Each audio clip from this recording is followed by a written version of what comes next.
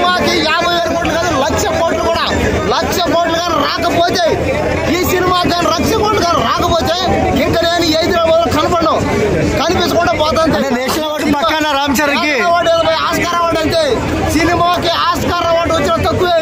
ఈ సినిమాలో ఉన్నాయి పోయా ఈ సినిమాలో డ్యాన్సులు కానీ ఫైట్లు కానీ ఇంకా సంక్రాంతి పండుగ ఎవరు ఎక్కడ పోవాల్సిన అవసరం లేదనమాట.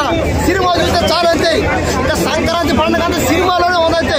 ఇంకా సినిమాలో పాటలు కానీ రొమాన్స్లు కానీ అంటే కొంతమంది యావరేజ్ అంటారుగా. చెప్పు చెప్పు పక్కరాదు.